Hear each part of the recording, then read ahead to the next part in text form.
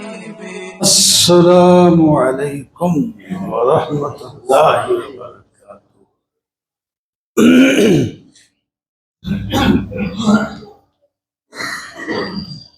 الحمد للہ وکفى والصلاة والسلام على سید الرسل وخاتم الانبیاء اما بعد فأعوذ باللہ من الشیطان الرجیم بسم اللہ الرحمن الرحیم وأقیموا الصلاة وآتوا الزکاة واركعوا مع الراکعین صدق اللہ مولانا العظیم۔ اللہم صل علی سیدنا ومولانا محمد وعلى آل سیدنا ومولانا محمد وبارک وسلم۔ محترم مکرم معزز سامعین، بزرگوں، دوستوں اور عزیزوں، آج 13 رمضان ہو گئی۔ دیکھتے ہی دیکھے 13 دن رمضان کی مکمل ہو گئے۔ جنہوں نے 13 روزہ رکھ لیے ہیں کامیاب ہو گئے، 13 تراویح پڑھ لیے ہیں کامیاب ہو گئے، اور باقی اعمال جو پہلے ہی آ رہے تھے وہ تو ہیں ہی ہیں۔ یہ نہیں کہ بس یہ روزہ ہی اور تراویح ہے، یہ 2 عمل یہ رمضان میں ہوتے ہیں، اور باقی اعمال سارا سال ہوتے ہیں، گزرتے ہیں۔ تو قرآن پاک نے اول سے لے کر آخر تک، پیدا ہونے سے لے کر مرنے تک، دنیا جب سے بنی ہے اس سے لے کر ختم ہونے تک زندگی گزارنے کے تمام اصول اپنی کتاب میں بیان فرما دیے ہیں، اور انبیاء علیہ السلام وہ سکھانے کے لیے آئے، عمل کیا، نمونہ بن کے وہ سارے انبیاء واپس چلے گئے۔ اب یہ آخری امت چل رہی ہے، اسی پر قیامت آئے گی، اس کے بعد اور کوئی امت نہیں آنی، یہ آخری امت ہے۔ جیسے نبی کوئی نہیں آنا، امت بھی کوئی نہیں، صرف عیسیٰ علیہ السلام اتریں گے، وہ آئے پہلے، ان کی نبوت کا دور پہلے ہے، یہ شریعت محمدیہ کے مطابق آگے کام کریں گے، لیکن ہیں نبی، ان کی نبوت تو نہیں ختم ہوئی، نبوت تو ان کی ہے، لیکن ان کا جو اصول، قانون، انجیل ان کے پاس کتاب تھی وہ منسوخ، اب قرآن پاک ہی چلے گا۔ اس واسطے ہم دین کے ہر شعبے کا خیال رکھیں۔ زیادہ تر ہم رمضان مبارک میں روزے یا قرآن کے فضائل یا تراویح ان چیزوں کو بیان کرتے ہیں، کیونکہ یہ ایک موسم ہے، یہ ختم ہو جائے گا تو یہ عمل بھی ختم ہو جائے گا، اس واسطے باقی اعمال بھی عام ہیں۔ نماز کے ساتھ آپ جہاں سے بھی قرآن پاک کو اٹھائیں، جہاں نماز کا نام آئے گا ساتھ زکوٰۃ کا نام بھی آئے گا، خرچ کرنے کا بھی آئے گا۔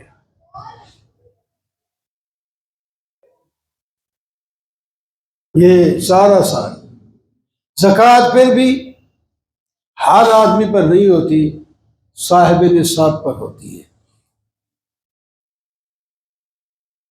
اور صدقات، صدقہ یعنی زکوٰۃ کے علاوہ کسی پر اگر زکوٰۃ واجب نہیں، صدقہ وہ بھی دے اپنی حیثیت کے مطابق۔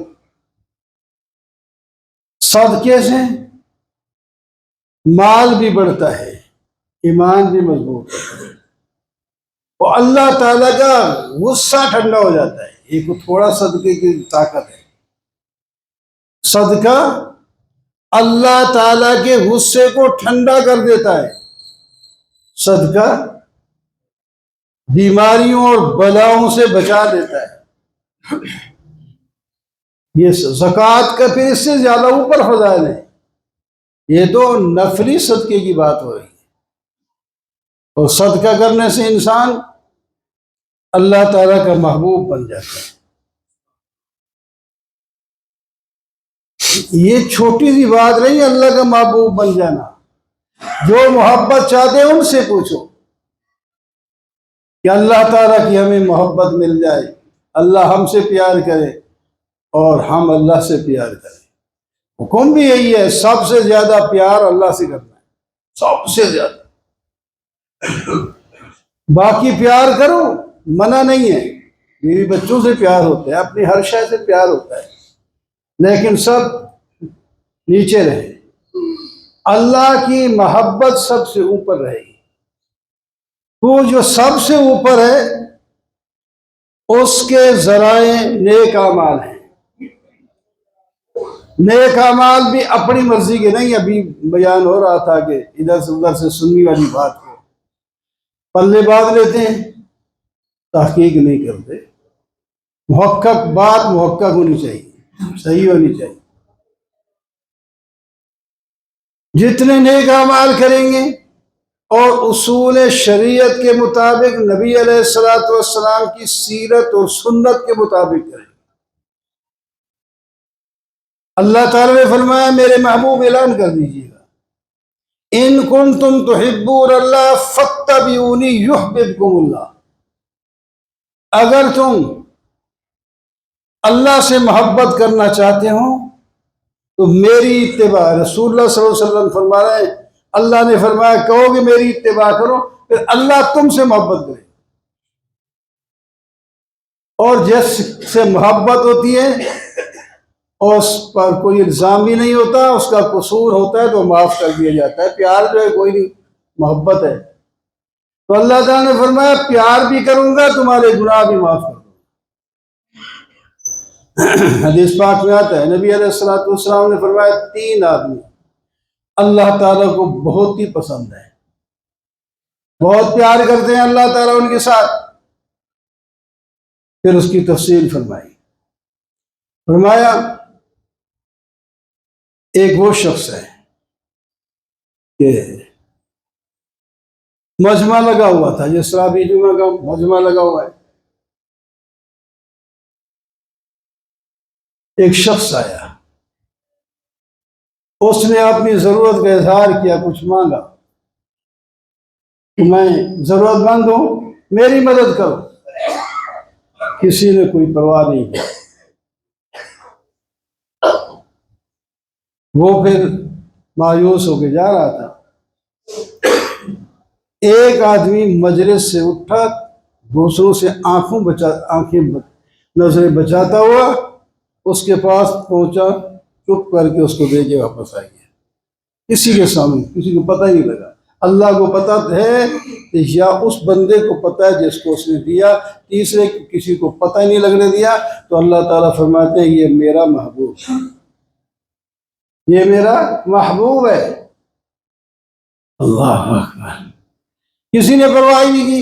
جس طرح آج کل یہ بھی ہے کہ آؤ بات دیکھو مسجد کے کنارے سے وہاں سے بیٹھے ہیں لوگ, روزہ بھی کوئی نہیں, کھا پی بھی رہے, اللہ واسطے دے دو, موٹے تبلیغ, عورتیں فلانی بھی. اور کیا کرے آدمی, ہم بڑے غریب آدمی ہیں فلانا.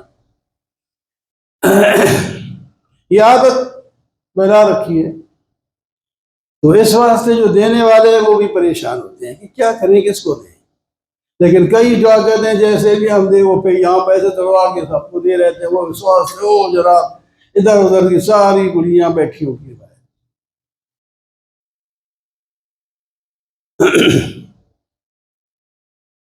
تو کسی ضرورت مند کی ضرورت چپکے سے پورا کر دینا, ایسا آدمی اللہ کو پسند ہے. جس طرح اس مجلس کے اندر مثلا کسی ضرورت کا اظہار کر دیا جائے, مسجد کی یہ ضرورت ہے, مدرسے کی یہ ضرورت ہے، اس کو پورا کرنا ہے، تو کوئی پرواہ نہ کرے۔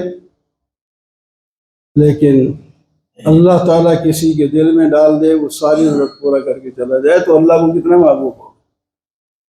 ایک دفعہ بل آیا، میں نے اعلان کیا، سارے مجمع میں کسی نے کوئی پیسہ نہیں دیا، چلے گئے، سنتوں سے فارغ ہو کر دیکھا تو ایک شخص جو اوپر نماز پڑھ رہا تھا، اس نے کہا، آپ نے اعلان کیا تھا کتنا بل ہے؟ اتنا بل ہے۔ وہ سارے بل کے پیسے دے کے چلا گیا، وہ سارا سامان ثواب کما گیا۔ کام تو اللہ تعالیٰ کرا دیتے، کرتے ہیں، تو اپنا تعلق اللہ سے جوڑنا چاہیے۔ نیکی میں اللہ تعالیٰ فرماتے ہیں سارعوا، بھاگو دوڑو اور مقابلہ کرو۔ یار دنیا کے مال کاموں میں تو مقابلہ کرتے ہیں، میری دکان ذرا بڑی ہونی چاہیے اور چلے، میری کوٹھی بڑی ہونی چاہیے، میری سواری بڑی ہونی چاہیے۔ تو ادھر نیکی میں کیوں نہیں بڑھتے؟ ادھر مقابلہ جس کا اللہ حکم دیتے ہیں قرآن پاک میں۔ پھر سابقو کر، ایک ہے سب دوڑو، ایک ہے سابقو دوسرے دوڑنے والوں سے آگے نکلو، مقابلہ کرو۔ سابقو کدھر دوڑو؟ الی مغفرت، اللہ کی بخشش کی طرف دوڑو اور جنت کی طرف دوڑو۔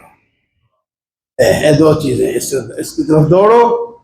پھر دوڑنے والوں کے صفات بتائیں، وہ سب سے ان کی صفت یہ ہے وہ اللہ کے راستے پر خرچ کرتے ہیں، غصے کو پی جاتے ہیں، اس قسم کی صفات۔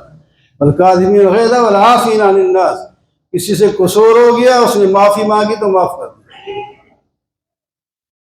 احسان کرتے ہیں، اللہ تعالیٰ احسان کرنے والوں کو پسند کرتے ہیں۔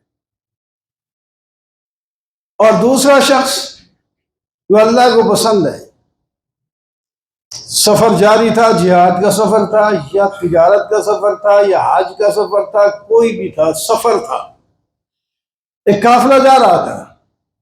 پہلے زیادہ تر قافلے پیدل ہی چلتے تھے، اب تو وہاں تک جانا بھی مشکل ہے، چل جب تک کوئی سواری نہیں ہے ہم نہیں جاتے۔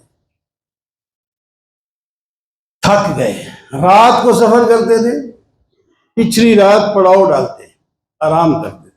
ہاں جہاد کا سفر تب بھی وہ دور جانا ہے، سفر کر لیا، رات کو چلتے رہے، بس پچھلی رات ذرا آرام کر کے۔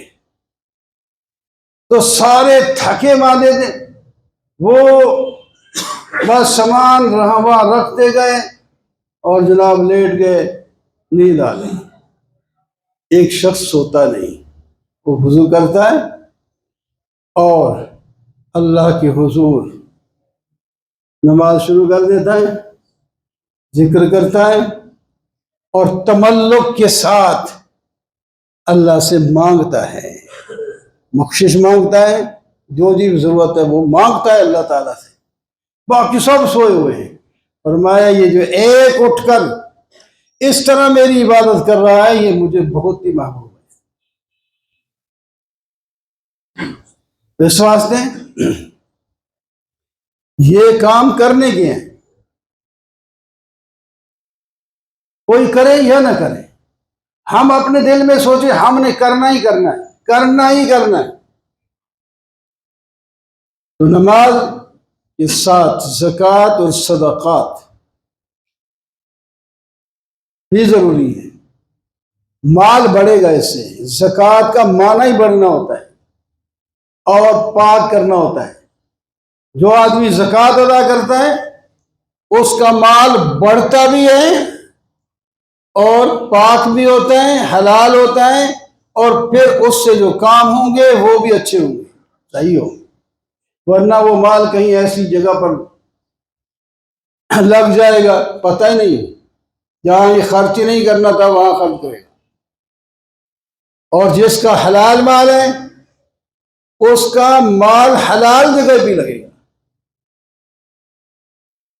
کسی نے یہ منت مانی یا تفصیلی واقعہ تو مجھے یاد نہیں، بہرحال ایک تھوڑا سا خلاصہ ہے کہ سویرے جو مجھے ملے گا اس کو دوں گا۔ وہ ملا، ایسا آدمی جو شراب پینے والا ہے، مثلا اس واقعے میں جس طرح یہ میں ہوں کیونکہ وہ بالکل بھی مان اس کا ایک خلاصہ بیان کر رہا، تو شرابی میں لیے وہ پریشان، یہ میں شراب پہ مدد ہو جائے گی۔ اسی طرح چند 2-3 راتیں 4 راتیں اس نے لگائیں، جس کو دیتا ہے جو سب سے پہلے ملتا ہے وہ کوئی برا کام ہی کرنے والا ہے۔ بڑا پریشان ہوا کہ میں مال خرچ کرتا ہوں اور ایسی جگہ خرچ ہو رہا ہے جو غلط بندے استعمال کرتے ہیں۔ اللہ اکبر۔ پھر تحقیق کی، اس کو جس نے یہ رغبت دلائی تھی ایسے کرنا، اس نے کہا پھر جن جن کو دیا تھا ان کا پتہ کرو ہوا کیا۔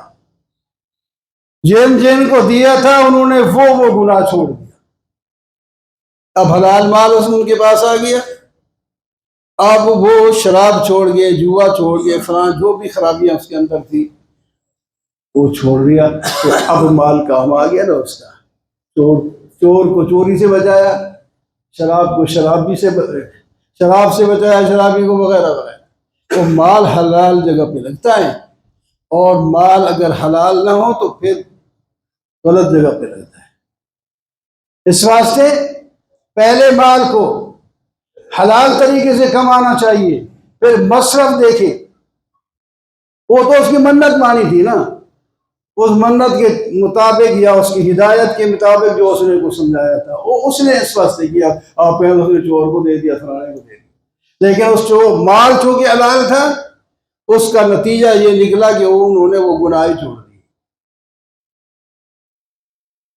تو ہمیں حلال ہی کمانا ہے اور اس جگہ خرچ کرنا ہے جہاں اللہ کا حکم ہے، اللہ نے بتائے ہیں وہ جگہ کہاں کہاں خرچ کرو۔ اس واسطے قرآن جب شروع ہوتا ہے سورہ بقرہ کے اندر جو اللہ نے اعمال بتائے متقین کے لیے، ان میں تیسرے نمبر پہ زکوٰۃ ہے۔